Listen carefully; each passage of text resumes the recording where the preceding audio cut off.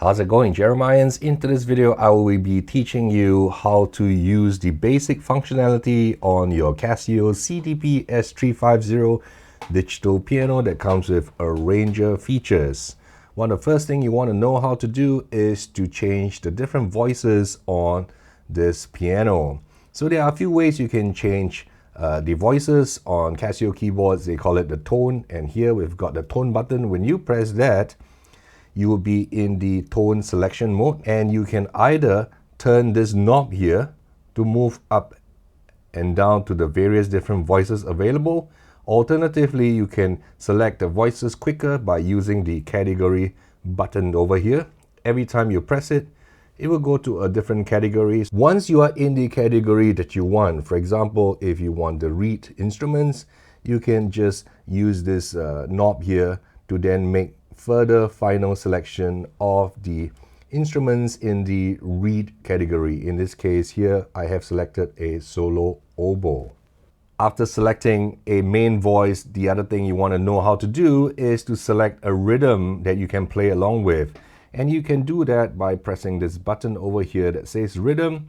And when you press that, you would be in the rhythm mode. From here, you can turn the dial to choose the various rhythm available in your Casio CDP-S350. You can also use the category button to move along quicker along the various categories of rhythm. So each time you press it, it would cycle through the different variations and the different categories of rhythms that you have. And once you are in the category that you want, you can then make final selection using the knob here on the right side of the screen. After selecting your rhythm, you want to know how to adjust the volume of your rhythm so that it does not overpower your main voice. You also do not want it to be too soft or too loud. And to do that, you will go into this button here, which is the function button.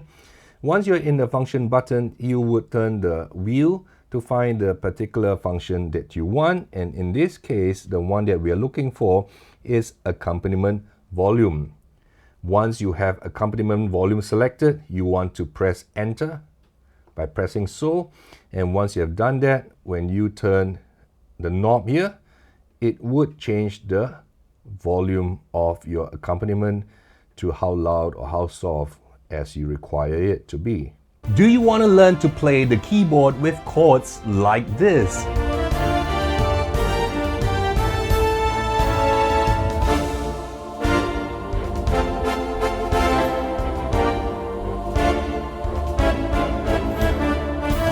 I have a proven step-by-step chords design for Yamaha, Casio, and Korg keyboards that will help you to do that. At the end of this course, I will teach you everything you need to know to just open up a music book and start playing your favorite tunes with lush accompaniment rhythms with minimal effort.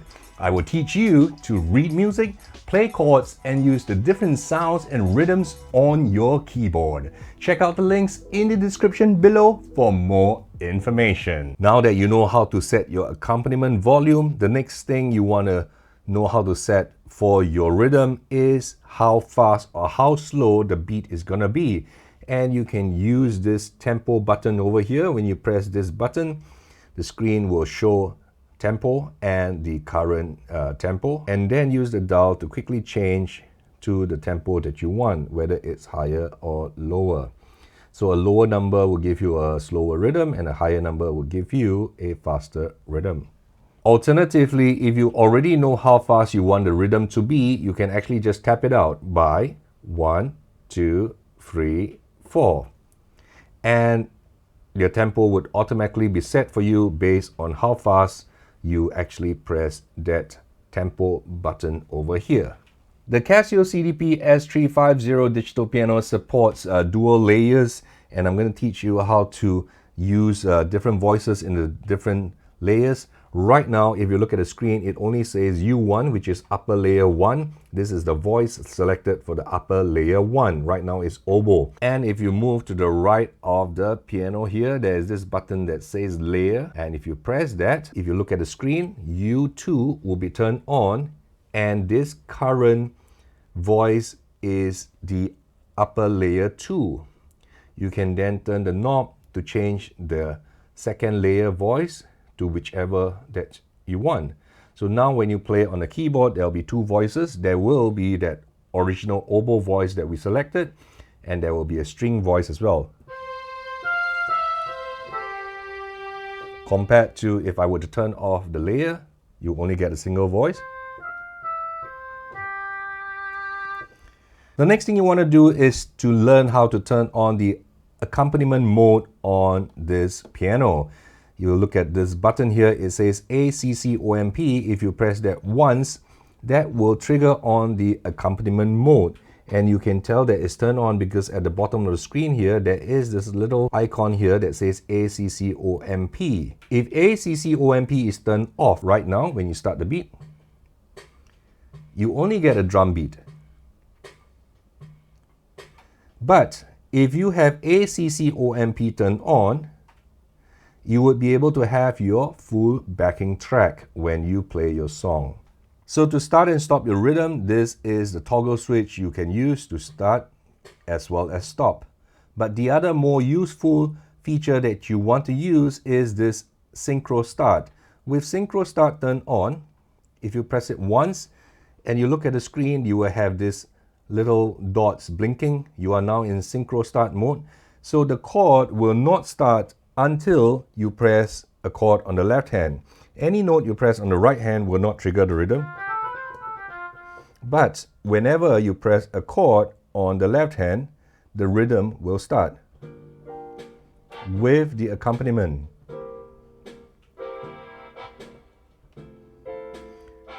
And then you can stop by pressing the stop button over here. Let's have a chord running again to show you the next feature you want to know. So let's have synchro start on. The screen would show multiple dots blinking to show that it's waiting for you to input a chord before it starts playing the rhythm. So let's say you play a chord. Every single rhythm comes with two variations, and you can tell which variation you are in by looking at this little icon over here. When it says N, you are in the normal variation. If you press V, you will change to the busier variation of the same rhythm.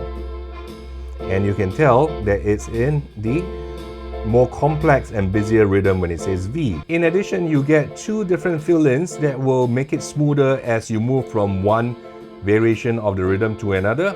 And when you press that, if you look at the screen here, did you see that? As I press that, it triggers. That's a fill-in. Right? And if I press the other one over here, look at the screen again.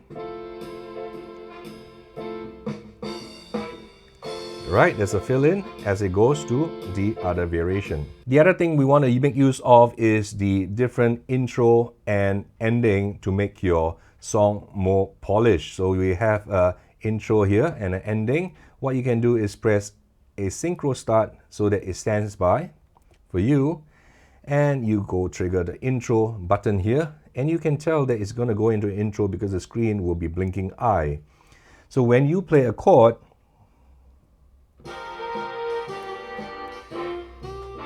it's actually playing the intro now. Once the intro is over, it will go into the normal variation of the rhythm. With a rhythm running and you were to press this button over here, it will function as an ending button, not as a synchro start. It will function as an ending button when you press that. If you look at the screen, you are now triggering an ending. After you have set all your rhythms and your different tones and your different volumes, you want to make sure that you can save it into a preset for very quick recall. You don't want to have to do all this setting each time you play a song. And you can do that via the registration memory setting over here. If you press this, it says bank. It would show you which bank you are in. And then you can use the dial here to go through the different banks. So this model has 8 different banks, and within each bank you have an option of 4 different slots, 4 little buttons within each bank to store your settings. So if I want to store all this that I have already set, all I need to do is make sure that I'm in the bank that I want, which is right now bank 1, and I want to store it in, for example, button number 4. All I need to do is hold down this store button, hold it down, and press 4. When I press 4, have a look at the screen. It will say bank 1 for store. And that is how you do it. And to retrieve that sound, all you need to do is make sure you are in the correct bank. Make sure you are in your bank 1 because that's where we stored it in. Make sure you're in bank 1. And when you press number 4, whatever that you have already stored in there will be recalled. I hope you found this quick tutorial and user guide useful. If you did, give it a thumbs up and I'll see you in my next video. Bye-bye.